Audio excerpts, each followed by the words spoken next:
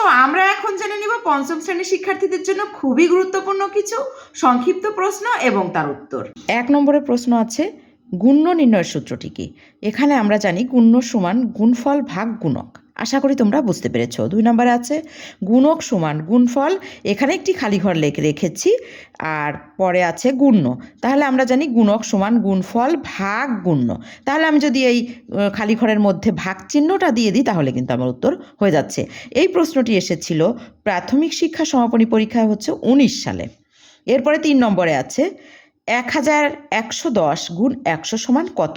এই প্রশ্নটি এসেছিল 19 সালে প্রাথমিক শিক্ষা সমাপনী পরীক্ষায়। এই জন্য আমি একটু হাইলাইট করে দিয়েছি। তাহলে এখানে উত্তর হচ্ছে কিভাবে আমি এটি পেলাম। 1 2 3, ডান দিক থেকে প্রথমে আমি এই 3টি শূন্য দিয়ে দেব। এবার 1 দিয়ে আমি 111কে গুণ করলে তাহলে 111 হয়, এর জন্য আমি বাম সাইডে 111 দিয়েছি। সংক্ষেপে স্বল্প সময়ের মধ্যে এই সমাধানটি করতে হবে যাতে তোমাদের সময় বাঁচে। 4 নম্বরে আছে 1442 গুণ 200 সমান কত? এখানে এই প্রশ্নটিও এসেছিল প্রাথমিক শিক্ষা সমাপনী পরীক্ষা 2019 সালে।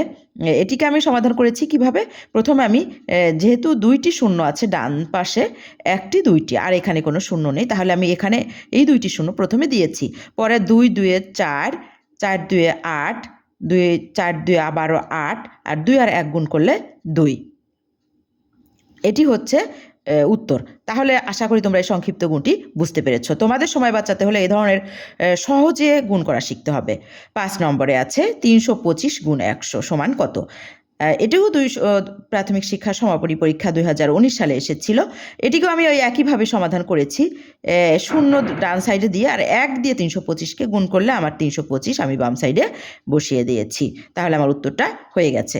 এটা 19 সালে এসেছিল। 6 নম্বরে আছে 110 গুণ 110।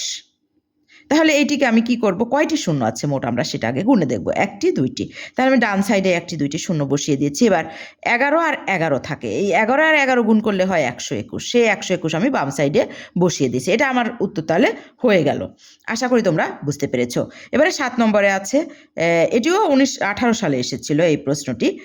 এবার 7 নম্বরে আছে একটি প্রশ্ন, এটিও 18 সালে এসেছিল সমাপনী পরীক্ষায়। 1010 গুণ 500। এখানে আমার দেখতে হবে যে ডান সাইডে আমার কয়টি শূন্য আছে। 1 2 3, এই অঙ্কগুলোর আগে,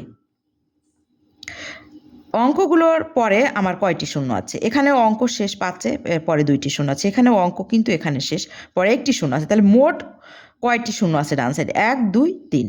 এখানে আমি 1 2 3 গুণে ঠিক 3টি শূন্য বসিয়ে দিয়েছি। এবার 5 আর 1 গুণ করলে 5, 5 0 0, 5 আর 1 গুণ করলে 5। আশা করি তোমরা এই গুণ করাটাও বুঝতে পেরেছো।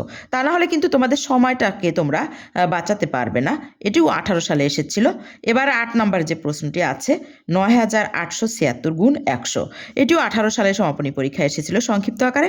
তাহলে এটিও আমি একইভাবে সমাধান করেছি। প্রথমে ডান সাইডে 2টি শূন্য বসিয়ে দিয়েছি, তারপরে 1 দিয়ে 9876কে গুণ করলে একই থাকে, এই 9876ই হয়, আমি বাম সাইডে বসিয়ে দিয়েছি। আশা করি তোমরা বুঝতে পেরেছো। আল্লাহ হাফেজ, আজকে এ পর্যন্তই।